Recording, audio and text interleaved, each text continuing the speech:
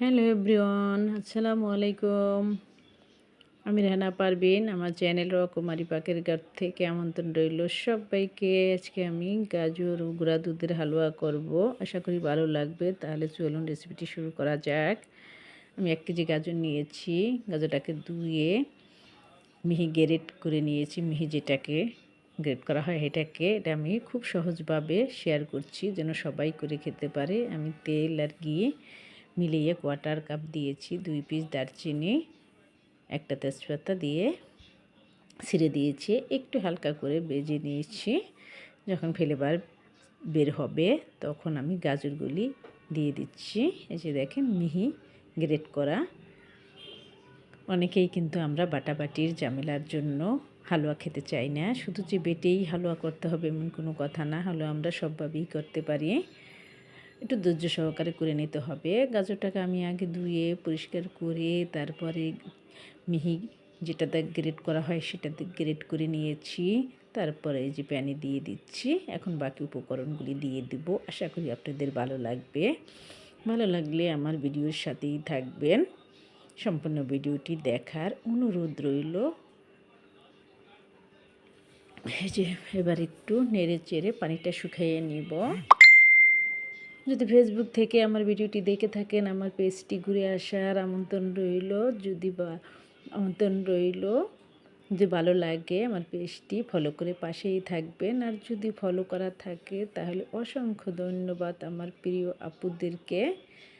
একটু নেড়ে পানিটা শুকানোর পরে আমি 1 কাপ আর 1/4 কাপ চিনি দিয়েছি, যেটাকে আমরা 1/4 কাপ বলি। মিষ্টি আপনি আপনার পছন্দ মতো দেবেন, কম বেশি বাড়িয়ে নিতে পারবেন। যদি আপনি কম খান আর একটু কমে 1/4 কাপ দেওয়া লাগবে না, দিবেন না, বাড়িয়ে দিলে আর একটু বাড়িয়ে দিবেন। তারপর চিনিটা একটু গলে যাওয়ার পর আমি সামান্য একটু লবণ দিয়েছি, আনুমানিক 1/4 চা চামচ হবে এরকম। মিষ্টি জিনিসের ভিতর একটু লবণ না হলে কিন্তু খেতে ভালো লাগে না, ব্যালেন্স ঠিক থাকে না, আর টেস্টটা ভালো আসে না। তাই অবশ্যই একটু লবণ দেওয়ার চেষ্টা করবেন। আমি দিয়ে থাকি, আমার কাছে ভালো লাগে, লবণ না দিলে ভালো লাগে না। তারপর চিনিটা গলে যাওয়ার পরে আমি এখানে 3 টেবিল চামচ গুঁড়া দুধ দিয়ে দিলাম। অবশ্যই গুঁড়া দুধ দিবেন, গুঁড়া দুধটা না দিলে কিন্তু খেতে ভালো লাগবে না। এই যে গুঁড়া দুধটা দিয়ে আমি ভালো করে নেড়ে নিচ্ছি। গুঁড়া দুধটা দেওয়ার সাথে সাথে কিন্তু আঠালো ভাব চলে আসে। যখন দেখব যে নাড়তে নাড়তে আমার প্যান থেকে ছেড়ে আসবে, তখন বুঝতে হবে আমার হালুয়াটা হয়ে গিয়েছে। এই যে দেখেন প্রায় কিন্তু হওয়ার পথে। আশা করি আপনারা দেখেই বুঝতে পারছেন। সব কিছু তার মুখে বলে বোঝানো যাবে না, দেখে বুঝে নিতে হবে। এই যে দেখেন খুব সুন্দর, কিন্তু যখন জমে একটা দলার ভিতর মতো হয়ে যাবে তখন আমি নামিয়ে নিব। নামানোর পর আপনি আপনার ইচ্ছা মতন করে নেবেন। বরফি আকারে কেটে নিতে পারেন, চারকোনাভাবে কেটে নিতে পারেন। তবে আমি একটু শুকনো করে নেব, সাজ দিয়ে ডিজাইন করে নেব। আমি আরেকটু গুঁড়া দুধ দিয়ে দিচ্ছি। বাকি আছে আমার এলাচ গুঁড়া।